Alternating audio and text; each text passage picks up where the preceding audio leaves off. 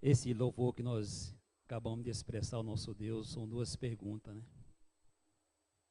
Que posso fazer? A minha voz é feia, tá? Que posso dizer?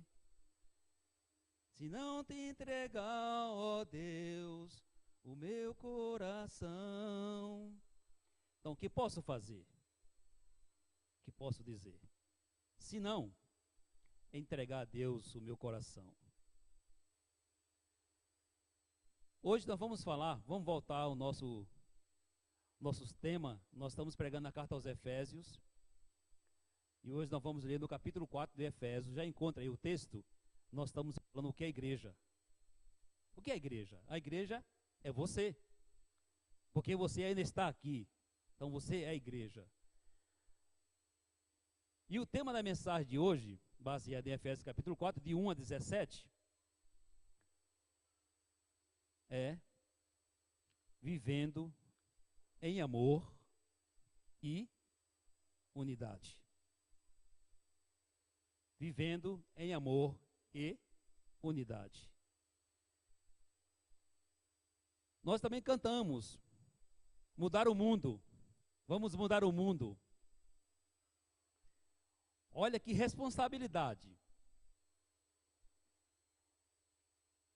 E você e eu só vamos mudar o mundo se primeiramente nós amarmos a Deus sobre todas as coisas. Só então eu vou poder amar o meu próximo. Se não for assim, nós não vamos mudar nem a nós mesmos. Primeiro amar a Deus sobre todas as coisas. E amar o próximo como a si mesmo. Aí então você pode mudar algo. Não o mundo, onde você está, onde você mora, no bairro que você mora, o seu emprego, onde você trabalha, no seu estudo. Você pode mudar. Não todos. Mas se você conseguir salvar um, valeu a pena. Então o que posso fazer? O que posso dizer? Se não te entregar a Deus o meu coração. E eu sempre cito esse texto, irmãos, Mateus 24:13, que lá está escrito: e por se multiplicar a iniquidade, que é a maldade, o amor de muitos se esfriará. Isso é notório, isso é fato, até mesmo no seio da família. Hoje, os cônjuges não têm mais tempo para amar. Não está assim hoje? A realidade é essa. O pai não consegue mais amar o filho, o filho não consegue mais amar os pais, por vários fatores. E a cada dia que passa, o amor vai se esfriando. No seio da família, e bem como no seio da igreja, por causa da maldade. Então, o que posso fazer? O que posso dizer? Se não te entregar-te, ó Deus, o meu coração. Por isso, irmãos, que vocês sabem, até melhor do que eu, vocês creem dessa forma, penso eu, que a única coisa que Deus pede para o ser humano, sabem que Deus pede? Deus pede uma coisa. Provérbios 22, Provérbios 23, verso 22, não falei a memória. Provérbios 23, 26. Filho meu, dai-me o teu coração. Então Deus pede para o ser humano o coração. Deus não pede os seus bens materiais. Tudo é dele. Diz no Salmo 24, versículo 1, do Senhor os céus e a terra, e aqueles que nela habitam. Tudo é do Senhor. Mas ele pede para o ser humano o coração. Que posso fazer? Que posso dizer-te? Se não te entregar-te, ó Deus, o meu coração.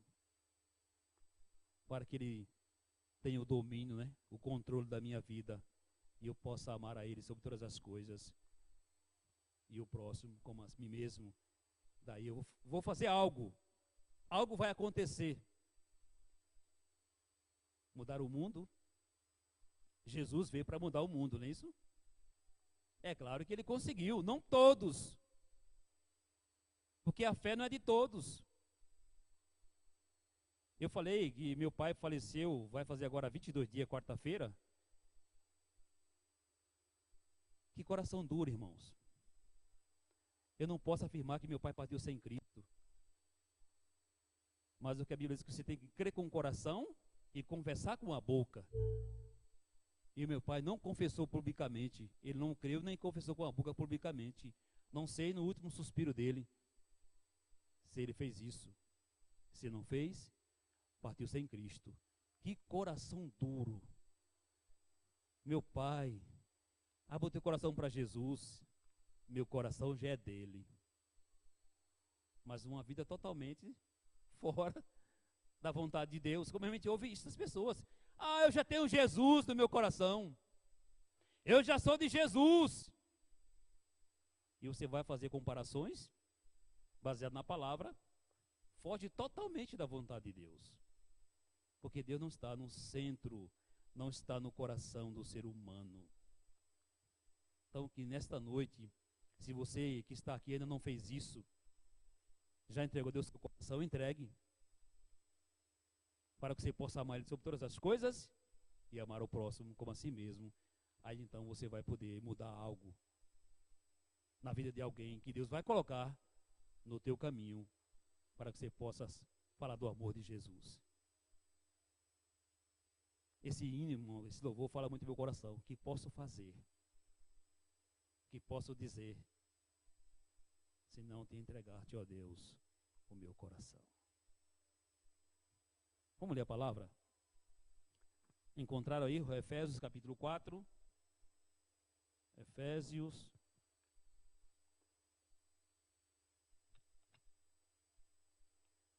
capítulo 4, de 1 a 16. Mas deixa marcadinho aí se você já encontrou. Se não encontrou, deixe marcadinho aí. E vamos falar com Deus mais uma vez. Sempre é bom orar. A Bíblia diz orar sem cessar. Orar constantemente. Vamos orar. Amantíssimo Deus e eterno Pai, mais uma vez eu quero expressar ao Senhor a minha gratidão por esse momento que eu separei para estar neste lugar. Esse é o meu prazer, Senhor, estar na Tua presença. Não que eu sairei, ao sair desse recinto, eu vou continuar na Tua presença, porque o Teu Espírito Santo mora em meu coração. O meu coração é o Teu lugar, o meu coração é o Teu trono, Senhor. Pai querido, vamos ler mais uma vez a Tua santa palavra. Que Teu Espírito Santo que inspirou o apóstolo Paulo para escrever essa carta à igreja de Éfeso, que essa carta é atual, Senhor. É a Tua palavra, que também é para nós hoje, que somos os Teus servos. E que Teu Espírito Santo abra nossa mente, nosso entendimento, nosso coração, para que possamos deixar o Teu Espírito Santo falar conosco. O que fazer? O que dizer? Se não te entregar-te, ó Deus, o meu coração. Fala, Senhor, comigo. Fala com o Teu povo, Senhor, que aqui está. E se Tu quiseres me usar esta noite, para ter algo que vem do Teu coração, do Teu...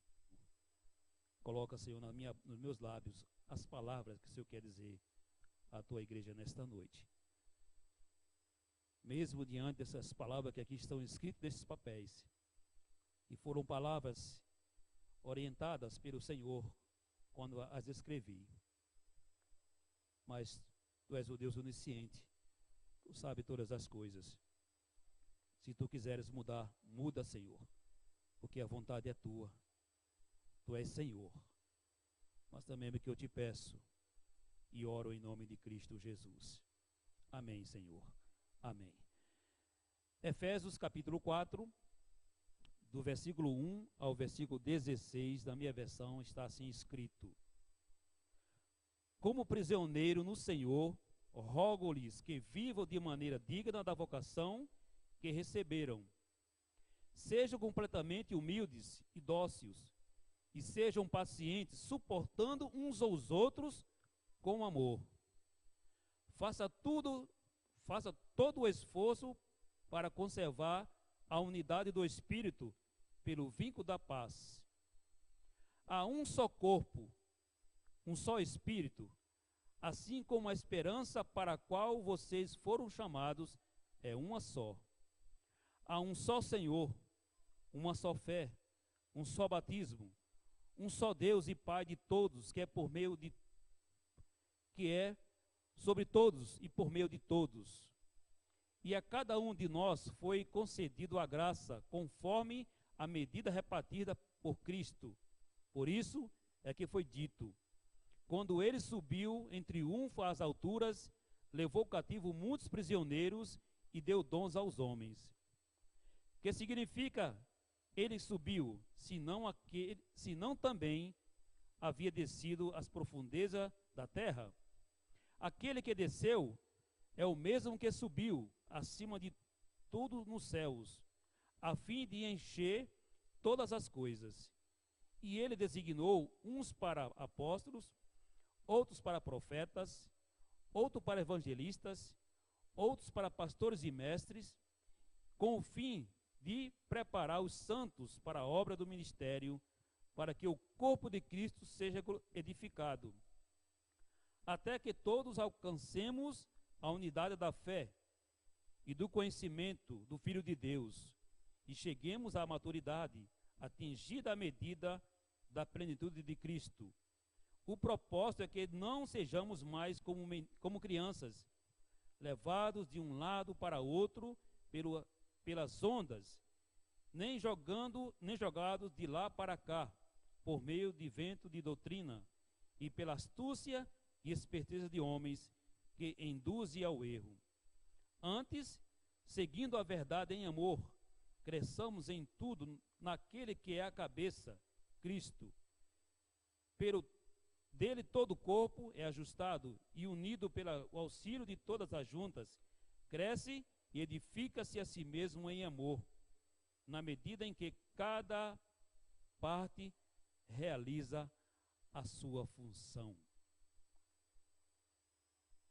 E eu sempre digo isso, e somente Ele pode fazer isso, que o Espírito Santo se encarregue de aplicar esta palavra no nosso coração. Somente Ele é capaz, quando você entregar a Ele o seu coração. E como eu já disse no início, o tema da reflexão é vivendo em amor e unidade.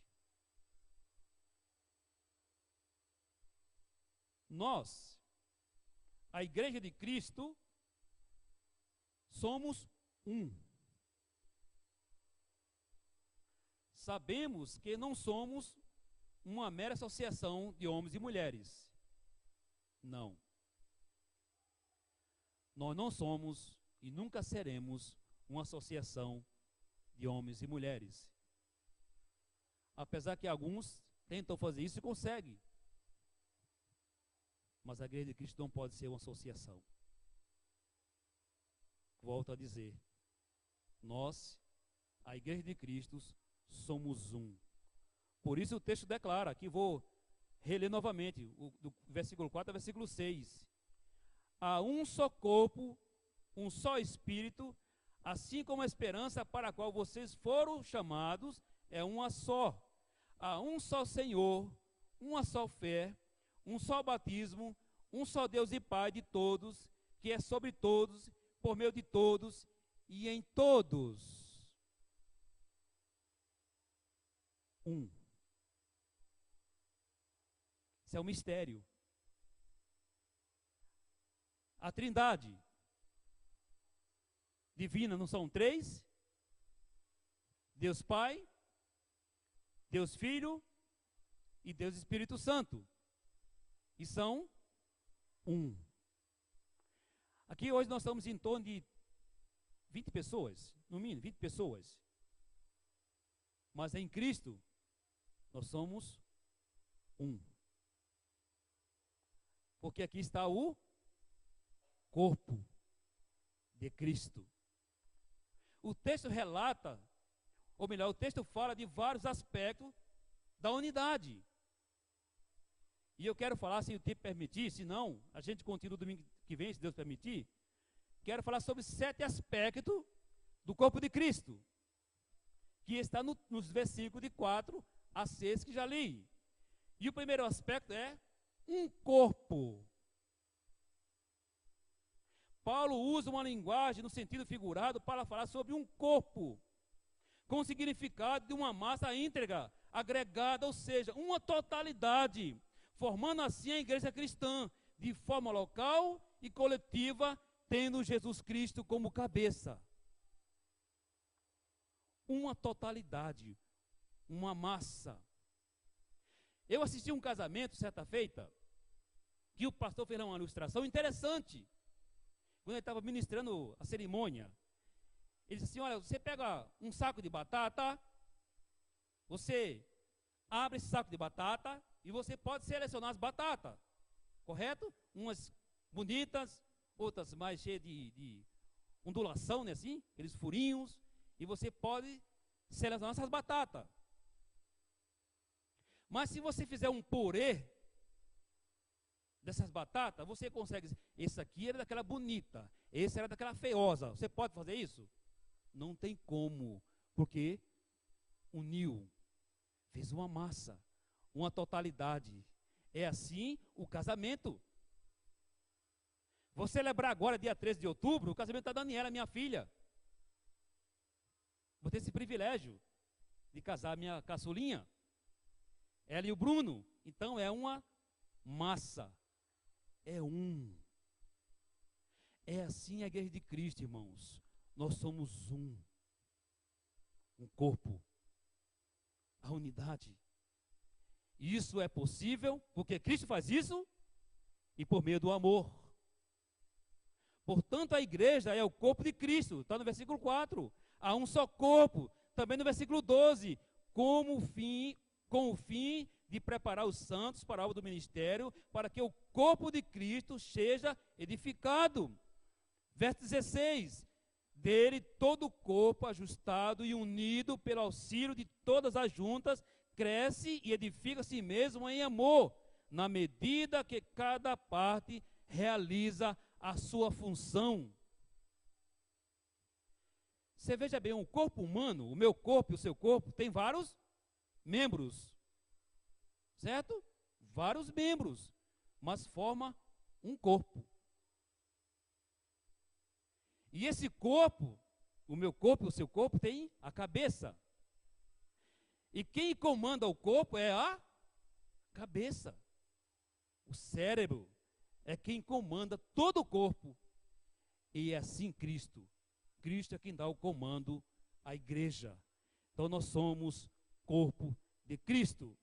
Segundo aspecto, um Espírito. E está em letra maiúscula, que é o Espírito Santo.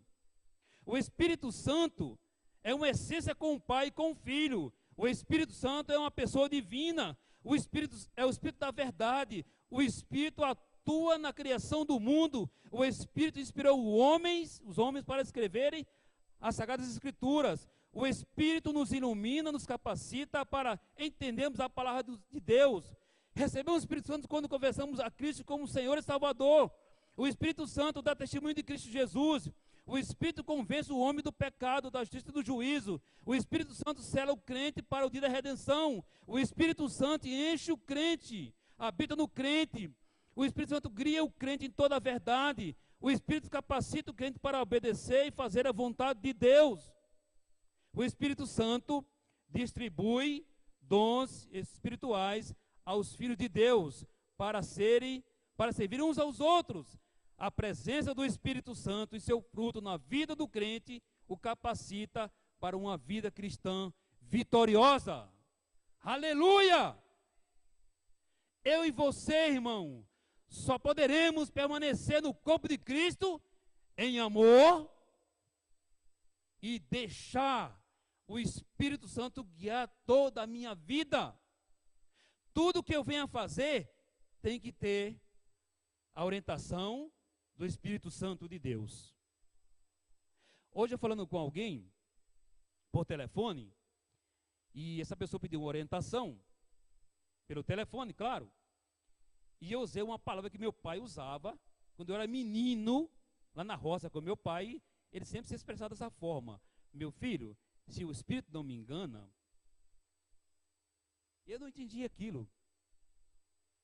Mas olha, claro que ele estava certo, que esse filho é o Espírito dele. Porque o homem é composto de corpo, alma e espírito.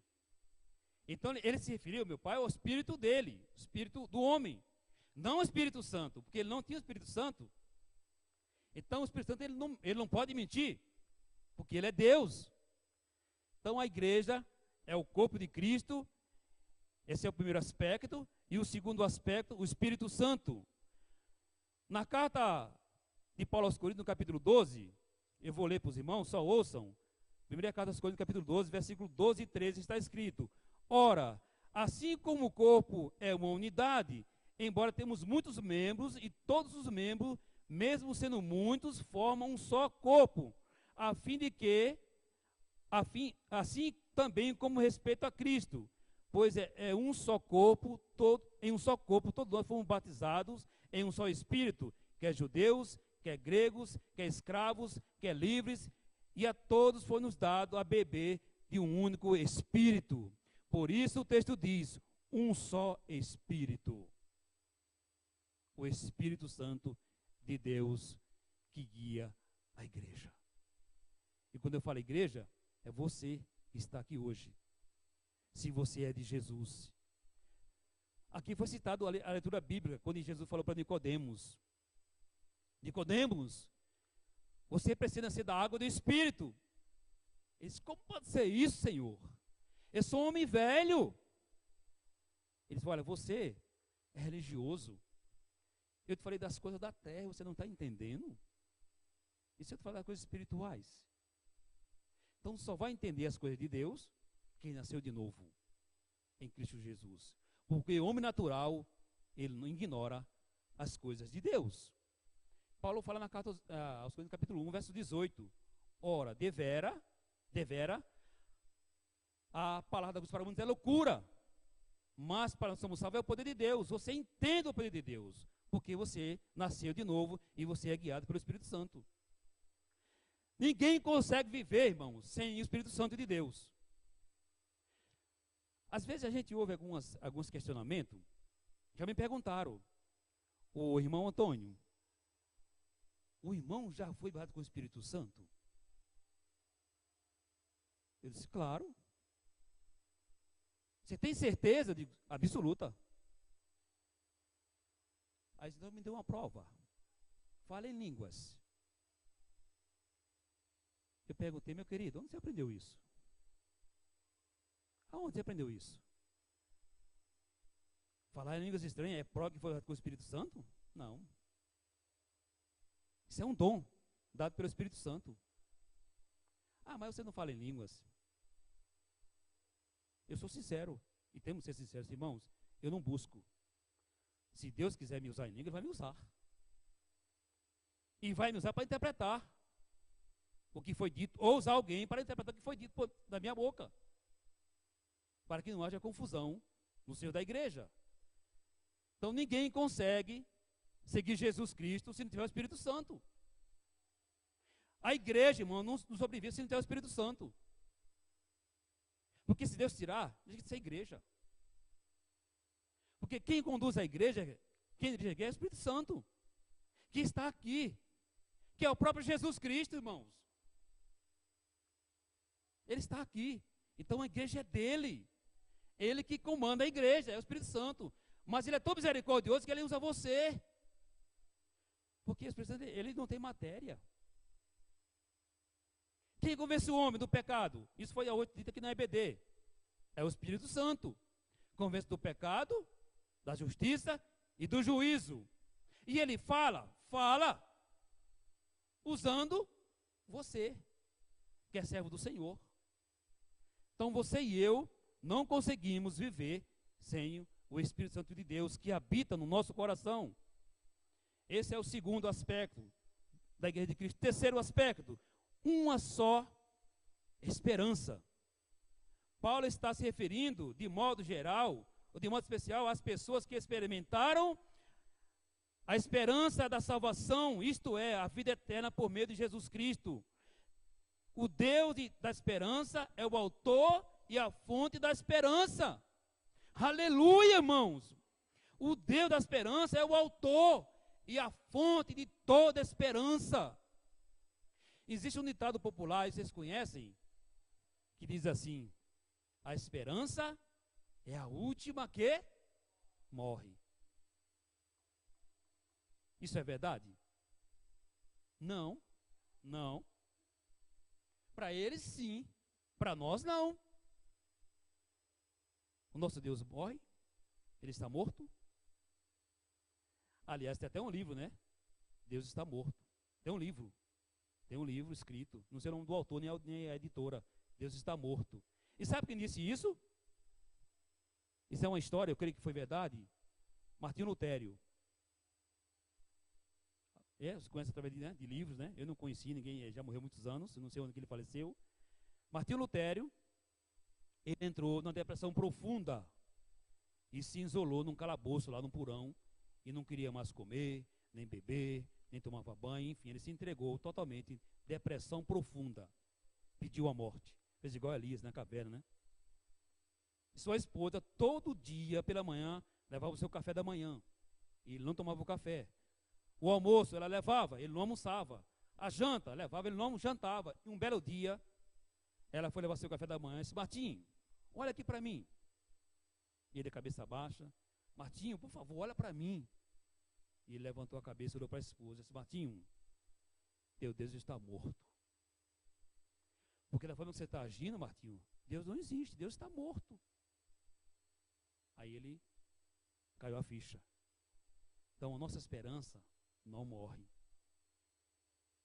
Porque a nossa esperança é o Deus que é o autor dessa esperança. E eu vou ler para nós, na carta aos Efésios, capítulo 2, versículo 12, está assim escrito: naquela época, vocês estavam sem Cristo, separados da comunidade de Israel, sendo estrangeiro quanto à aliança da promessa, sem esperança e sem Deus no mundo.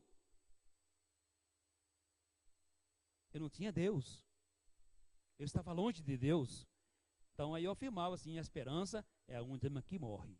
Mas hoje não, a minha esperança não morre, porque a minha esperança é o próprio Deus. Aleluia, é o próprio Deus. Portanto, o texto declara, Efésios 4:4, assim como a esperança para a qual vocês foram chamados é uma só. Quarto aspecto: um Senhor. Jesus Cristo é o Senhor soberano, supremo do universo. Ele é proprietário de todas as coisas. A igreja é propriedade exclusiva de Jesus Cristo. A igreja de Cristo é um só Senhor. Um só Senhor. No livro de Êxodo, capítulo 19, versículo 5, está escrito: sereis a minha propriedade peculiar dentre todos os povos, porque toda a terra é minha. Na primeira carta de Paulo aos Coríntios, capítulo 3, verso 9, está escrito: pois nós somos cooperadores de Deus, vocês são a lavoura e edifício de Deus, um só Senhor. Diz a Bíblia que você não pode servir dois senhores, porque você vai amar um e odiar a outro. Ou você vai se dedicar a um e menosprezar o outro. Eu tenho que ter um só Senhor. Senhor com um S maiúsculo. Um Senhor que está vivo. O nosso Jesus, irmão, morreu, mas ressuscitou, está vivo, está no nosso meio aqui hoje. É o meu Senhor, é o seu Salvador. Um só Senhor. Quinto aspecto: uma só fé. Fé em Jesus Cristo, e somente em Jesus Cristo, o autor e consumador da nossa fé. Hebreus 12:2. Fitando nossos olhos, olhando para Jesus, autor e consumador da nossa fé. Irmãos, eu fico assim imaginando, olha como é que Deus fala: usando aqui a irmã Léa, quando estava ministrando louvor, que disse Jesus, olha, se sua fé estiver pequena, de um tamanho de um grão de mostarda. Alguém aqui já viu essa semente? Já viu? A Cláudia já viu, Léa já viu. Alguém que mais conhece essa semente de mostarda? Rayane conhece. Eu trouxe, lembram-se que vocês viram no antigo endereço que nós estávamos lá? Que veio de Israel.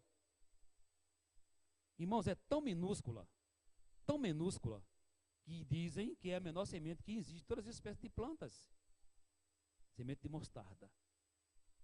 E muitas vezes você e eu, ó Senhor, aumenta a minha fé. Senhor, aumenta a minha fé. É claro que ele fala que a fé vem pelo ouvir, mas a fé é salvadora. É a fé salvífica. Para crer em Jesus, mas a fé cotidiana, Jesus não vai aumentar a sua fé. Não vai aumentar. Está escrito em Lucas 17. Senhor, aumenta-nos a nossa fé. Ele não aumentou a fé dos discípulos. Aí ele vai contra essa parábola. Se sua fé for o tamanho de um grão de mostarda, você diz, erga-te daqui, lança-te ao mar e ele te obedecerá. Se não duvidares. Então a fé está pequena? Tá. Mas usa ela. Põe em prática. E funciona, irmãos. A gente fica pedindo, Senhor, aumenta a minha fé. Você fala, filha, você já tem a fé. Já está no seu coração. Exercite ela. Pratica a tua fé. E você vê, irmãos, acontecer. Porque tudo que acontece na nossa vida cotidiana é pela fé. No autor da fé. Olhando para Jesus, autor e consumador da nossa fé. E o que você faz? E eu, quando estamos com dificuldade, olhamos para quem? Para o problema, irmãos. A gente foca no problema. E esquece que a solução é Jesus. Você tem que fazer é clamar. Como clamou Bartimeu. Lucas 18.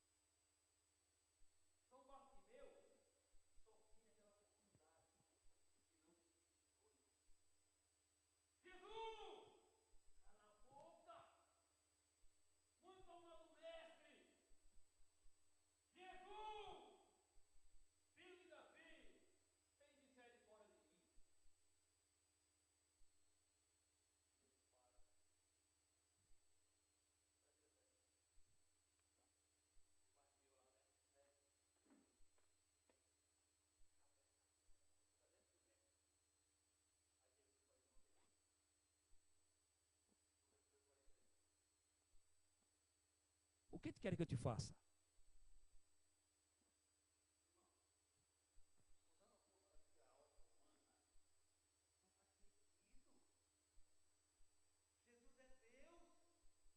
Ele é onisciente. Ele sabia que Bartimeu era cego há 38 anos. E fazia essa pergunta. O que você quer que eu te faça? Ele responde, Senhor, que eu veja. O que é que eu ouvi de Jesus? Vê, a tua fé te curou. Aleluia! A tua fé te curou. Não importa o tamanho do seu problema. Não olha para o teu problema. Olha para Jesus, irmãos. Irmãos, eu estou aqui pensando comigo mesmo, Senhor, até quando eu vou aguentar tanto sofrimento?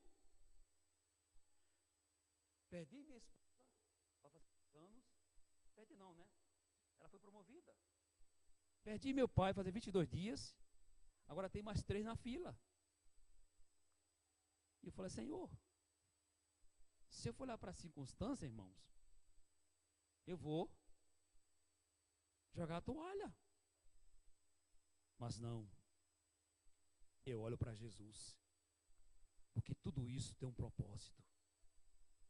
Sabemos, pois, que todas as coisas concorrem para o bem daqueles que amam a Deus.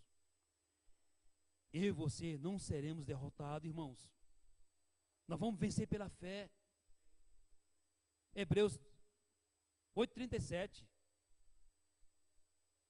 Mas em todas essas coisas somos mais do que vencedores por meio daquele que nos amou, Jesus Cristo. Jesus te amou. Jesus te ama e ama até o fim, irmãos. Ele nunca vai te abandonar. Não olhe para o problema que você está enfrentando hoje. Eu não sei qual é o teu problema, não é a gravidade dele. Olha para Jesus e clamar pelo nome de Jesus. Porque ele fala, clama a mim. Clame a mim. Mas é pela fé. Uma só fé.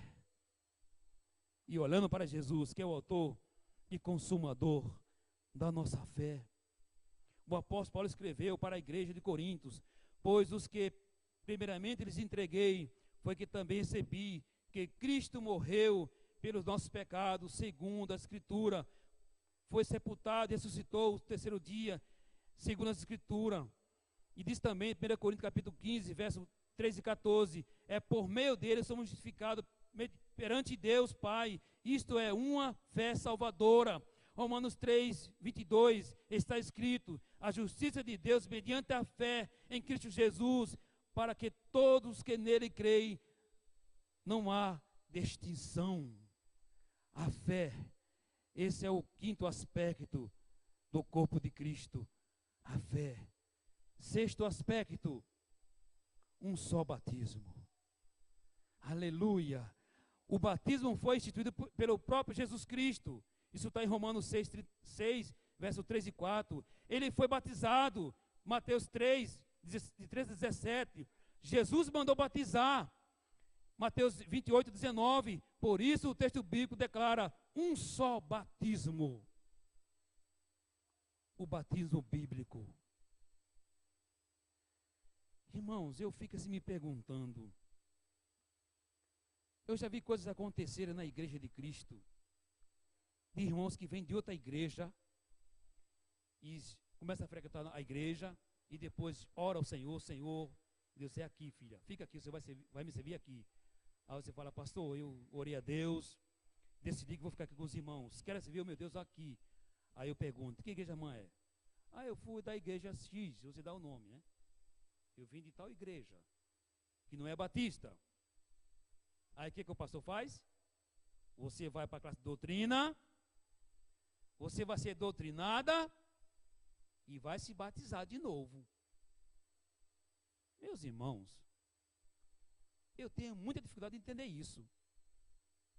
Confesso aos irmãos, tenho dificuldade de entender isso. Porque eu já vi tantos debates sobre esse assunto e está escrito um só batismo. Um só batismo. Se você crê em Jesus e você foi batizado por imersão, isso é batismo bíblico. Para que se batizar de novo? Então só vale só o meu batismo? Eu já ouvi isso, irmãos. O único batismo bíblico verdadeiro da igreja batista. Misericórdia. Misericórdia. Um só batismo. O batismo bíblico. Certo e último. Um só Deus. Nós acreditamos em um único Deus, Deus vivo e verdadeiro, que é Espírito pessoal, eterno, infinito, imutável, onipotente, onipresente e onisciente e perfeito em santidade, justiça e amor, um só Deus. Nós cremos no único Deus, Criador dos céus e da terra e sustentador de todas as coisas que Ele criou, inclusive você e eu. Nós fomos criados pelo Deus vivo e verdadeiro. E está escrito no livro de Deuteronômio, capítulo 6, verso 4. Ó Israel, o Senhor é o nosso único Senhor. Primeira carta de Paulo aos Tessalonicenses 1:9. Pois eles mesmos relatam que, de maneira vocês nos receberam, e como se voltaram para Deus, deixando os ídolos, a fim de servir ao Deus vivo e verdadeiro. João 4:24, Deus é espírito e importa que os que adorem o adorem em espírito e em verdade.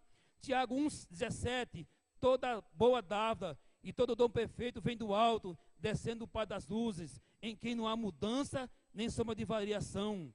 Salmo 139, verso 1 e 2, Senhor, tu me sondas e me conheces, tu conheces o meu assentar e o meu levantar, de longe entendo os meus pensamentos. E o versículo 6 diz, de Efésios 4, um só Deus e Pai de todos, que é por todos, por meio de todos e em todos. Nós temos um único Deus. O Deus que me ama tanto, te ama tanto, que se deixa ser encontrado por você. Independentemente do lugar. Às vezes a gente, né, fosse a expressão, hoje eu vou à igreja buscar Deus. Aí eu pergunto, você não pode encontrar Deus na sua casa? E deve. E deve. É claro que aqui o grande ajuntamento tem que existir. Um momento precioso. E não podemos abrir mão desse momento. Mas eu posso falar com Deus onde eu estou.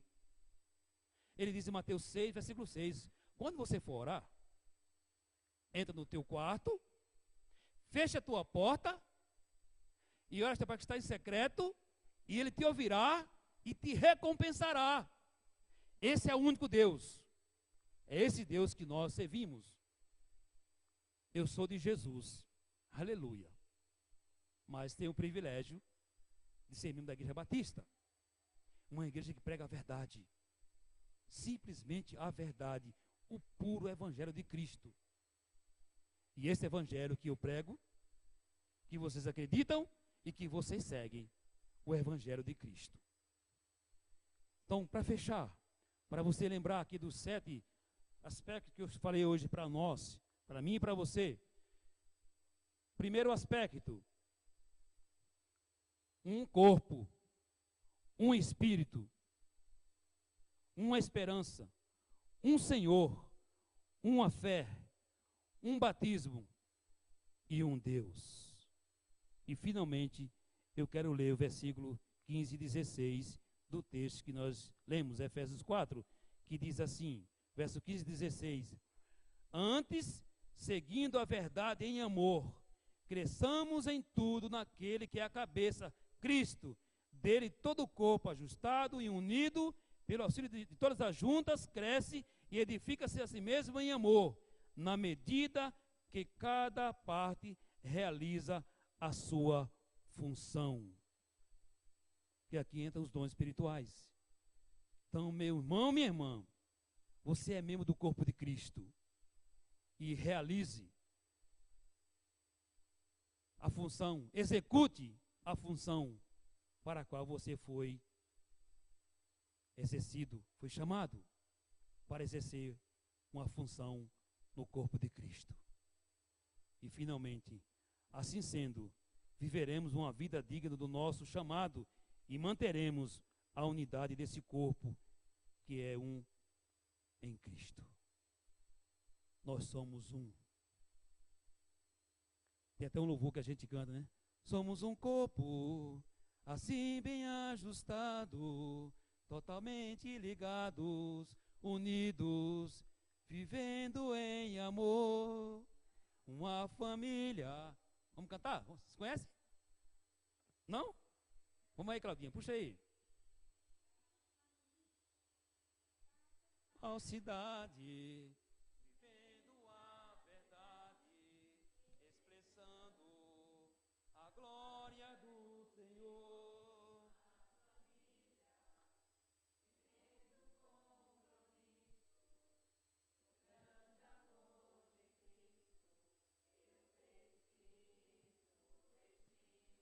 Querido irmão, precioso és para mim, querido irmão. É isso aí, irmãos. Valorize o corpo de Cristo. Que não é esse pequeno espaço aqui, bonito, né? Tudo pintadinho. caixa de som, ventilador, água mineral.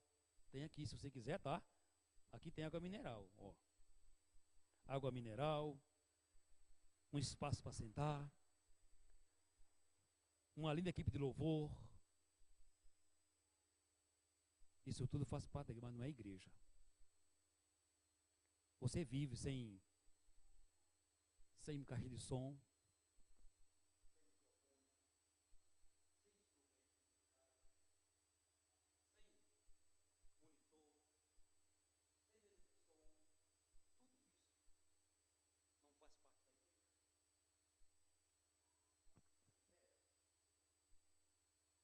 a igreja permanece para a vida eterna. Valorize, irmãos, vivendo em amor e unidade. Temos que estar unidos. Um corpo não pode estar dividido. Se dividir não é corpo. Portanto, hoje tem aí os desigrejados. É até perigoso falar sobre isso. Que tem uma galera aí que estão pegando esses irmãos que estão sem igreja e estão ensinando heresias. Tome cuidado com isso, com os desigrejados. Agora, se você está decepcionado com alguém, e quando você se decepciona com alguém na igreja, em quem você vai colocar a culpa? Em Deus. Eu estou decepcionado com Deus. Aí eu pergunto, Deus muda? Ele é o mesmo ontem, hoje e sempre. Deus continua te amando e te amando até o fim. Ame. O que dizer? O que fazer? Se não te entregar-te, ó Deus, o meu coração. Eu tenho um sonho. Mudar o mundo. Eu vou, se Deus permitir, em dezembro, começar um trabalho numa cidade que tem 13 mil habitantes. Eu não vou mudar aquela cidade. Vou me fazer de fraco para ganhar os fracos. De forte para ganhar os fracos, para tentar salvar alguns. Não vou conseguir jamais salvar uma cidade de 13 mil habitantes. Mas se eu salvar um, valeu a pena. E nós podemos fazer muita diferença sim, se estivermos unidos, amando e unidos, para que o mundo veja Jesus em meu viver. Vamos orar. Espírito Santo de Deus, continua aplicando, Pai, a Tua palavra no meu coração e no coração dos meus irmãos e irmãs que aqui estão. Senhor, Tu és o nosso único Deus. E eu sou, Senhor, membro do corpo de Cristo. Talvez alguns aqui, meu Pai, ainda não descobriram que membro ele é do corpo de Cristo. Que Teu Espírito Santo nesta noite fale ao seu coração, mostrando para ele, para ela, que membro do corpo de Cristo ele é, ela é. Para que assim descobrindo possa exercer a função desse corpo. Para que através dessa função do corpo de Cristo, edifique o corpo de Cristo, e assim, meu Pai, compreendemos a função para a qual fomos chamados, pregar o Teu Evangelho, que salva, que cura a alma do homem, mas também cura fisicamente, como esta noite, meu Pai, nós oramos aqui por pessoas, e nós oramos porque nós cremos, meu Pai, nós temos fé no Autor da fé, e nós sabemos e cremos que o Teu Espírito Santo, nesta noite, consertou as nossas palavras de petição, de intercessão, de gratidão, e levou diante do Senhor, para que seja atendida, Senhor, no tempo do Senhor. Ó Deus, eu esqueci, meu Pai, de orar pela irmã Lúcia, mas o Teu Espírito Santo não esqueceu. O Teu Espírito Santo levou o pedido do irmão Nivaldo, que pediu em favor da sua esposa, e colocou diante do Senhor, meu Pai. E nós sabemos, Senhor, que o Senhor já liberou uma palavra de cura física sobre a vida da irmã Lúcia, Senhor. Porque ela é Tua filha, ela é Tua serva. de tantos que aqui estão nessa noite, que não se manifestaram, não expressaram o seu sentimento, a sua necessidade, a sua gratidão, a sua intercessão, mas o teu Espírito Santo sabe, Senhor, e já intercedeu ao Senhor por esta vida que está aqui nesta noite. E ela sabe, Senhor, que vai sair daqui com a vitória, porque ela crê no único Deus, o Deus que tem todo o poder, nos céus e na terra e embaixo da terra, que é o nosso Deus. Obrigado, Pai, pela tua palavra. Nos ensina a cada dia a vivermos uma vida baseado, fundamentado na tua palavra. Como Jesus disse, se vós permanecerdes em mim e as minhas palavras permanecerdes em vós, pedido o que quiserdes e vos será feito. Ensina-nos, ó Pai, assim procedermos, vivermos uma vida independentemente da circunstância, independente, meu Pai, das adversidades, independente do inimigo, que para o Senhor não existe inimigo forte, porque Tu és o Deus Todo-Poderoso. Obrigado, Pai. Nós sabemos e cremos que o Senhor nos ouviu nesta noite, porque nós pedimos ao Senhor em favor destas vidas. Nós falamos da Tua palavra e cremos na Tua palavra, porque ela não muda, Senhor. Ela não volta vazia, ela tem um propósito. Recebe nossa gratidão por tudo que aconteceu aqui hoje, nesta noite, porque nós oramos ao Senhor e te agradecemos em nome de Jesus. Amém, Senhor. Amém.